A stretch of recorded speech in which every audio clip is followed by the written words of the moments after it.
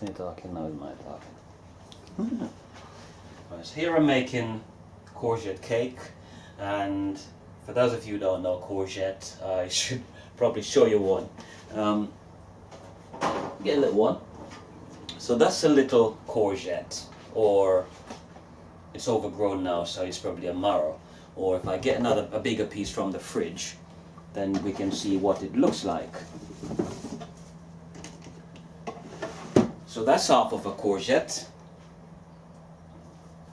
marrow, yeah, and a piece of marrow.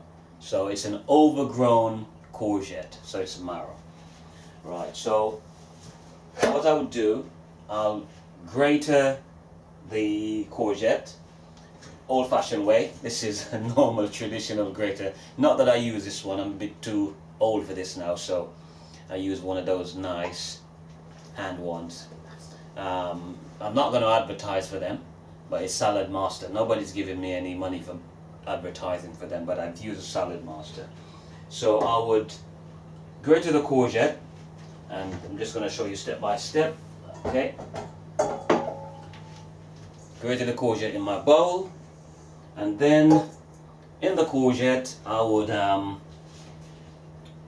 say if I'm making just a small cake, I would have 200 grams of plain flour, or 7 ounces of plain flour, 150 grams of caster sugar, which is 5 ounces, 1 medium or large sized egg, 125 milliliter or 4 fluid ounces of vegetable oil. In this case I haven't used vegetable oil, I've used olive oil, which is healthier than the normal vegetable oil. 7 ounce or 200 grams of plain flour, half a teaspoon of salt. Quarter teaspoon should be good enough for, for those who are diabetic or don't like much salt in their food, so quarter teaspoon of salt.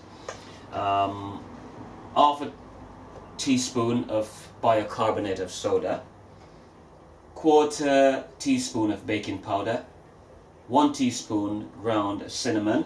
And for those who probably wonder what in the good Lord name is cinnamon, I'll show you a little bottle.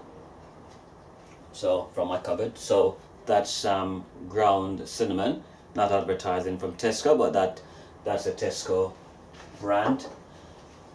And then we would have 2 teaspoons of lemon zest. I'm out of focus at the moment, but don't mind. So this is a lemon, and you would grate it to get the zest. So, oh, my little thing, so it's a bit untidy there, isn't it? So I'd get my lemon and I would grate the zest in order to put it in the cake. Once I'm finished doing all of that, what I would do, I would preheat my oven to 160 degrees Celsius or gas mark 3.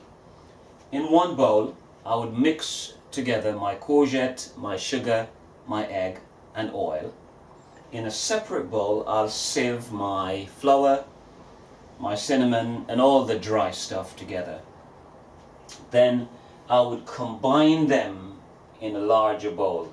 In this case, wow, I've used this big one, so because I'm making extra today, so I've combined it in this bowl.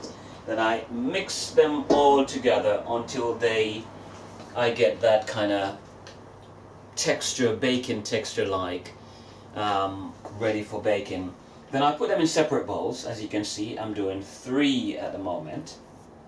And to add a little bit of kick to it, a little bit of touch to it, I've decided to put some dark chocolate in it, so that should give it a kind of rich flavor. And I'm not going to advertise for them, so I'll put that away.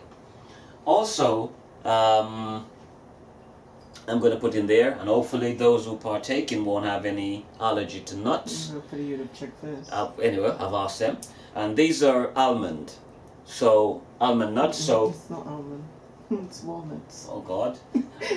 Apparently it's walnuts. My mistake. So walnuts. So, I put a bit of walnuts in there. And just drop them on the top. Okay. A few extra bit for goodness sake. So I'll put a few walnuts in there. And then I'm gonna, once I've put them on the top, don't want to overdo it now. But you know, we Jamaicans, we like to get a bit extra things when we're doing them.